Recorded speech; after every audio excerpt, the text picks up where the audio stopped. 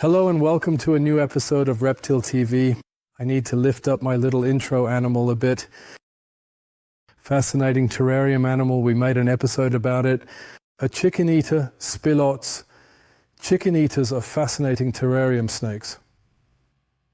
On one hand, they are relatively large.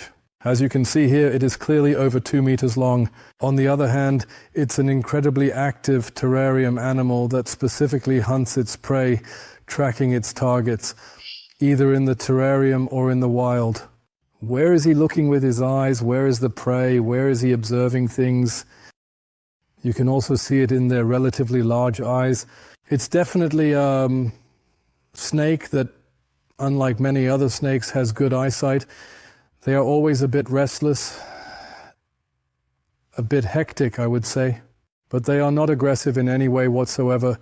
It's not an animal that will bite your hands when you take it out, but they are definitely, absolutely, extremely active. But as I said, they don't bite hard, they're not aggressive. I find it fascinating snakes. Check out the chicken eater episode again, by the way. One of the most successful Reptile TV episodes, which is why today we have the chicken eater as your intro animal. Today's topic, the tamest reptiles of the world. Sounds much more exciting in English. I guess the shitstorm is already starting because we have many terrarium enthusiasts among us who, rightly or wrongly, but at least with their own opinions, say, why does a reptile or a terrarium animal have to be tame at all? At all, be tame. You can just leave it alone, keep it in its terrarium and watch it. I have mentioned this previously, and in my personal opinion, that is simply the way humans tend to behave. He is observing with his hands. He desires to touch and feel an animal, to experience that physical contact or interaction with a living creature. You can't deny that either. So the terrarium hobby, in quotes, does rely a bit on the fact that people can take the terrarium animals out and, as I said, they can feel and experience. That's just how it is. You can't talk that away. And that is why the topic of today's episode is the tamest reptiles, terrarium animals of the world. This is, of course, a completely subjective matter and only reflects my experience. My assessment, again, I always research online right away to get a personal brainstorming session. Such internal, to get a personal brainstorming session, I am convinced that the blue-tongued skink will probably land in 5th place. Blue-tongued skink, Tiliqua. They are calm terrarium animals. Even if not handled much, they remain well-behaved and easygoing when taken out. One may look funny and open its mouth slightly. It might hiss, but it won't break the rule. Even if you don't handle them much when you take them out, for some reason they are well-behaved and easygoing, chill terrarium animals. Interestingly, the one that looks a bit funny even opens its mouth a little, but not really. It even hisses a bit. It won't be the exception to the rule. The blue-tongued skinks are almost always well-behaved, tame, and not prone to biting. Great terrarium animals. And that's why, in my view, the 5th place for the tamest reptiles out there. In 4th place is the crested gecko. I think even if you picked them off a tree in the wild, they might try to run away. But even that is just for show. This animal here, I took out completely by chance. It's an animal that I'm holding for the first time today. That doesn't know me as a caretaker at all. My colleagues and I don't really handle the animals here every day or pet them, and yet it's completely relaxed and chill. So I really think that by nature, I don't know if they trust their camouflage in nature or if they generally have few enemies, but it's always a completely calm, chill terrarium animal, which is why it lands in 4th place of my tamest reptiles. The keen observer among us will notice that the tamest reptiles are also among the most common reptiles in terroristics. I think there's a bit of overlap. An animal that is naturally well-behaved and easygoing is relatively stress-free. It's also chill towards the caretaker, which is obviously perfect. As terrarium animals, the creatures I'm showing you here, you'll say these are the standard terrarium animals, and that's actually how it will turn out. In third place is the leopard gecko, which is also a lizard.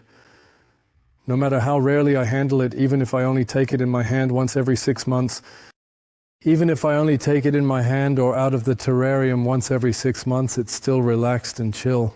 He doesn't want to run away. At first, when I have an animal that I rarely handle, it might try to run away for a moment, and if I reach for it 2-3 times with my hand, he realizes that nothing is happening, and then he stays nice and calm.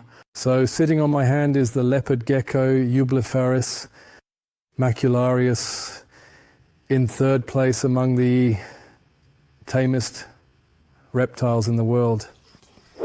Now we're getting to the top ranks, and landing in the spotlight is a snake. And who would have thought it's the royal python or ball python? I can't think of any other snake that is as disinterested in biting or as chill as the royal python. You know it from my Africa films. Even when you capture Africa in nature photography, you can touch it. It tries to bite you, otherwise it might just curl up into a ball, but not much else happens. For this reason, the royal python rightfully holds the second place among the tamest reptiles. You might accuse me again of saying this just because it's your favorite animal, but I truly believe that even when we compare it to a corn snake, I think a corn snake, which I never handle when I reach into the terrarium, or if I catch a wild corn snake in the wild and it tries to bite me or pinch me. Royal pythons, if I don't really mess around in front of their mouths, then the royal python simply doesn't bite. And that's why it gets second place for me and first place. And the funny thing is, I have an exception to the rule here, which is a bearded dragon.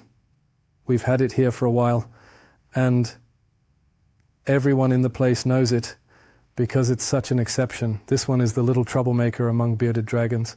So you can see, as you can already tell, it's puffing up its beard. And when I annoy it a bit, it opens its mouth. Even then, it doesn't really try to bite much. It just acts a bit tough. And like I said, I don't know for how many years, but this one is the biggest troublemaker among bearded dragons. Normally, bearded dragons are as chill as can be, especially when I take them out of the terrarium. It just acts a bit tough. And like I said, I don't know for how many years, but this one is the biggest troublemaker among bearded dragons. Normally, bearded dragons are as chill as can be, especially when I take them out of the terrarium. They're well behaved, sitting on the hand, not doing anything at all. That's why I found it funny that I have an exception to the rule here, the biggest troublemaker in its family. I believe bearded dragons rightfully hold the first place. Pogona is, of course, one of the most commonly kept terrarium animals.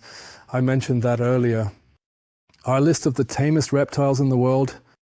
We made an episode about the most common terrarium animals in the world. A lot of things happen in parallel because in terraristics it's also popular when a terrarium animal is relaxed, calm, and doesn't bite or try to escape. That's why it goes hand in hand. That was my ranking. Here's number 1, the bearded dragon. I'm looking forward to your comments. Post it down below like, yeah, Stefan, you're right. That's exactly how we see it too, right? You say, yeah, but you have the sand boa, for example. That could definitely perhaps have been included too. Or it would land in 6th place for me, or maybe it would actually be in 2nd, 3rd, or 4th place. If there is any way to measure it, I'm curious to hear your comments. Tell me what you think. Is my order right or wrong? What makes it into your top 5 or 3? If you liked it, give it a thumbs up and subscribe to the channel. Otherwise, stay loyal to me and check out the tamest reptiles in the world. Even if there are exceptions like this one here, who doesn't know that he's a well-behaved, tame bearded dragon